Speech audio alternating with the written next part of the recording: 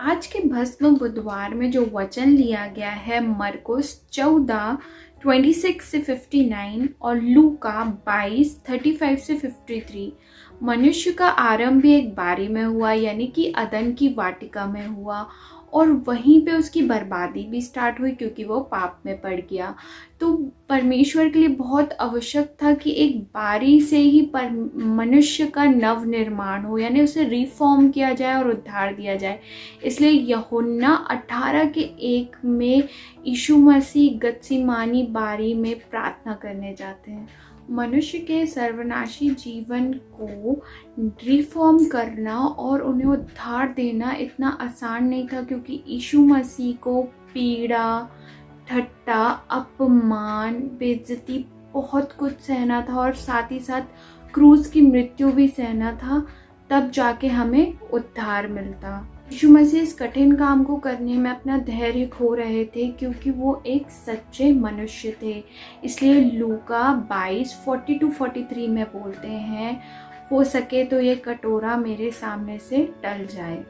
तो स्वर्गदूत आकर उन्हें सामर्थ्य देते हैं। यीशु मसीह ने इस महान और कठिन कार्य का प्रारंभ मुंह के बल गिरकर 3 बार प्रार्थना करके किया। अपना खून पसीना, उनका जो पसीना है वो लहू की बूंद के समान जमीन पर टपक रहा था। यीशु मसीह सर्वशक्तिमान परमेश्वर होने के बाद भी उन्होंने अपनी शक्ति का प्रयोग नहीं किया, वरन अपने आप को ये जाना कि वह सच्चे मनुष्य हैं। उसके बाद उन्होंने अपने आप को पापियों के हाथ में सौंप दिया और हमारे उद्धार के कार्य को किया और क्रूस तक पर चढ़ गए, मृत्यु से ही, ताकि हम उद्धार पा सकें। लूका 22:42-43 में बोलता है, मेरी इच्छा नहीं वरन तेरी इच्छा पूरी हो। तो परमेश्वर की क्या इच्छा है?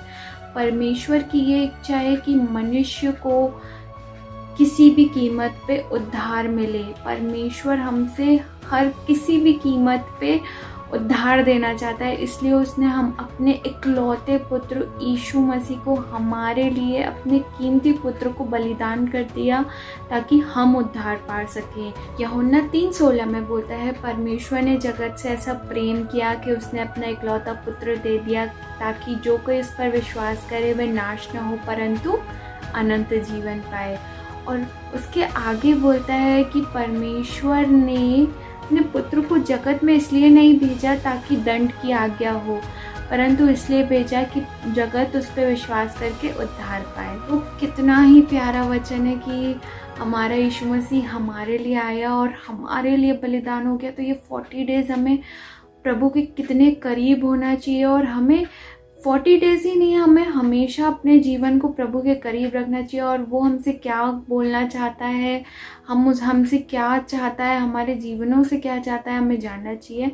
आइए हम एक छोटी सी प्रार्थना करेंगे।